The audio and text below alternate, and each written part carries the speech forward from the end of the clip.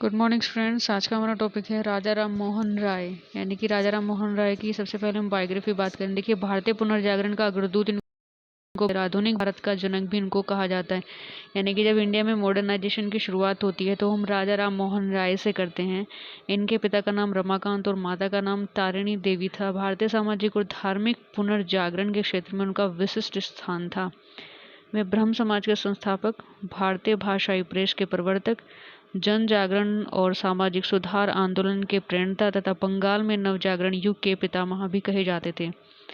उन्होंने भारतीय स्वतंत्रता संग्राम और पत्रकारिता के कुशल संयोग से दोनों क्षेत्रों को गति प्रदान की। उनके आंदोलनों में जहां पत्रकारिता को चमक दी, वहीं उनकी पत्रकारिता ने आंदोलन को सही दिशा दिखाने का कार्य किया। राजा राम मोहन राय की दूरदर्शिता और वैचारिकता के सैकड़ों उदाहरण इतिहास में दर्ज हैं। उनके लिए वे रूढ़िवाद और कुरीतियों के विरोधी थे, लेकिन संस्कार, परंपरा और राष्ट्र गौरव उनके दिल के करीब था। वे स्वतंत्रता चाहते थे, लेकिन चाहते थे कि इस देश के नागरिक उसकी कीमत पहचाने। नेक्स्ट बात करते हैं यहाँ पे बायोग्राफी, यानी कब उनका जन्म हुआ। तो राजा राम मोहन राय का जन्म बंगाल में 1772 में एक ब्राह्मण परिवार में हुआ था। 15 वर्ष की आयु तक उन्हें बंगाली, संस्कृत, अरबी और फारसी का ज्ञान हो गया था। किशोरावस्था में उन्होंने काफ़ी भ्रमण किया। उन्होंने 1809 से 1814 तक ईस्ट इंडिया कंपनी के लिए भी काम किया। उन्होंने ब्राह्मण समाज की स्थापना की तथा विदेश, जिसमें इंग्लैंड तथा फ्रांस भ्रमण भी उन्होंने वहाँ पे किया। भ्रमण करने का एक मेन मोटिव ये था कि वो देखना चाहते थे कि वहाँ की जो पॉलिसी है, वहाँ पे लोग कैसे मूवमेंट करते हैं। क्योंकि इंडिया में जितने भी मूवमेंट हुए, अगर अवेयरनेस की बात करें, तो राजा राम मोहन राय या इससे रिलेटेड जब वो बाहर फॉर एजुकेशन या किसी भी ऐसे टूर के लिए जाते थे, तो वो देखते थे वहाँ पे कि लोग कितने अवेयर हैं, वहाँ अपने राइट्स के लिए लोग कैसे लड़ते हैं, कैसे मूवमेंट करते हैं। तो उसका पूरा का पूरा जो वहाँ पे इफ़ेक्ट लगता है, तो वो इसी वजह से होता है कि वहाँ से लोग आते थे। फिर हम इंडिया में देखते थे कि इस तरह की अवेयरनेस बहुत कम है, बहुत यहाँ पे लो है। तो वो इस तरह की जो अवेयरनेस थी वो बढ़ाते थे, वो बताते थे लोगों को कि आपको अपने राइट्स के लिए कैसे लड़ना चाहिए। तो इस तरह के मूवमेंट लगातार वो बढ़ाते गए। कुरीतों के विरुद्ध उनका संघर्ष है। राजा राम मोहन राय ने ईस्ट इंडिया कंपनी की नौकरी छोड़कर अपने आप को राष्ट्र सेवा में झोंक दिया। वो भारत की स्वतंत्रता प्राप्ति के अलावा वे दोहरी लड़ाई भी लड़ रहे थे। दूसरी लड़ाई उनके अपने ही देश के नागरिकों से थी, जो अंधविश्वास और कुरीतियों में जकड़े हुए थे। राजा राम मोहन राय ने उन्हें झकझोरने का काम किया। बाल विवाह, सती प्रथा, जातिवाद, कर्मकांड, प्रदा प्रथा आदि का उन्होंने भरपूर विरोध किया।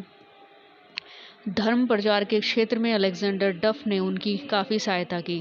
तो देवेंद्रनाथ टैगोर उनके सबसे प्रमुख अनुयायी थे। आधुनिक भारत के निर्माता, सबसे बड़ी सामाजिक आर्थिक सुधार आंदोलन के संस्थापक, ब्रह्म समाज, राजा राम मोहन राय, सती प्रणाली जैसी सामाजिक बुराइयों के उन्मूलन में एक महत्वपूर्ण भूमिका उन्होंने वहाँ पे निभाई थी। वह आज भी अंग्रेजी आधुनिक चिकित्सा, प्रौद्योगिकी और विज्ञान के अध्ययन को लोकप्रिय भारतीय समाज में विभिन्न बदलाव की वकालत उन्होंने की।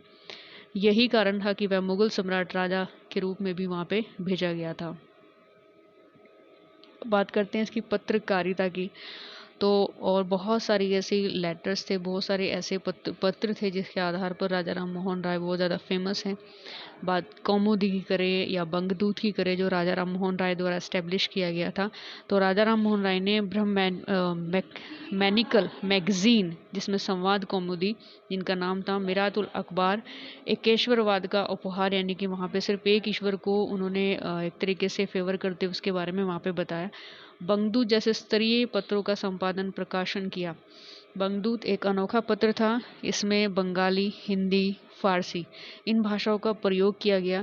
प्रॉपर रूप से वो ये चाहते थे कि ये जो बंगदूत है वो जहाँ भी जाए लोग इसे सही अपनी लैंग्वेज के अकॉर्डिंग उसको स्टडी कर सके, इसको पढ़ सके। तो इसलिए उन्होंने 3 से भी अलग और भाषाओं में इसको एक्सप्रेस किया, इसको एक्सपोज किया, जैसे बांग्ला होगी, हिंदी होगी और फारसी होगी।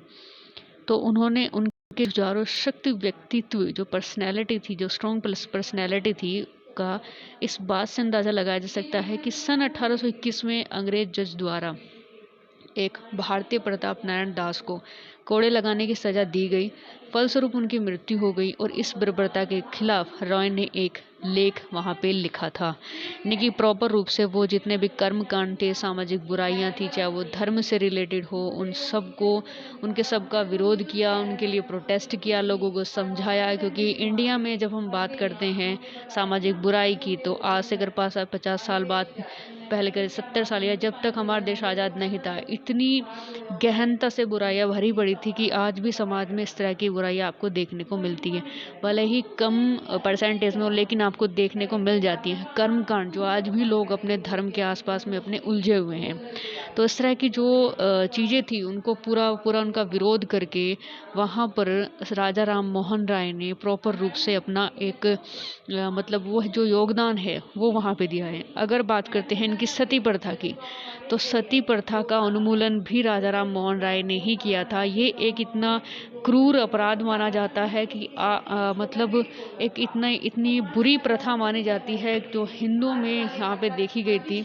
और अगर राजा राम मोहन राय जैसे जो सामाजिक सुधारक थे वो अगर ना होते, तो आज भी हमारे समाज में इस तरह की प्रथाएं आपको देखने को मिल जाती। तो हर एक सामाजिक बुराइयों को मिटाने के लिए, उनको समाप्त करने के लिए, उनके खिलाफ खड़े होने के लिए एक प्रॉपर रूप से क्या होना चाहिए, एक ऐसा सुधारक आपको बनना होगा जो आज भी अगर समाज में जितनी भी सामाजिक बुराइयां हैं वो समाप्त हो सके, वो वहाँ पे फिनिश हो सके। क्योंकि आज भी लोग बहुत हद तक धार्मिक रूप से, सामाजिक रूप से जो कर्म कांड हैं, जो बुराइयां हैं, उनसे लिप्त हैं।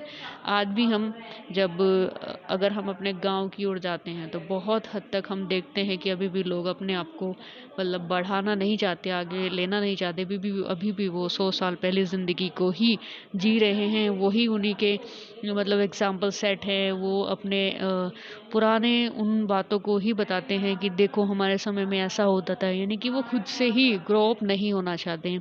तो इस तरह की जो बुराइयां हैं वो उस समय में राजा राम मोहन राय ने समाप्त की थी। ब्रह्म समाज की स्थापना सबसे इम्पोर्टेंट हो जाता है। भारतीय पुनर्जागरण में सती प्रथा, ब्रह्म समाज की स्थापना और भी इससे रिलेटेड जो रूढ़िवादी और कुरीति थी, उनका विरोध करके उन्होंने प्रॉपर रूप से एक समाज को नई दिशा दी। Thank you.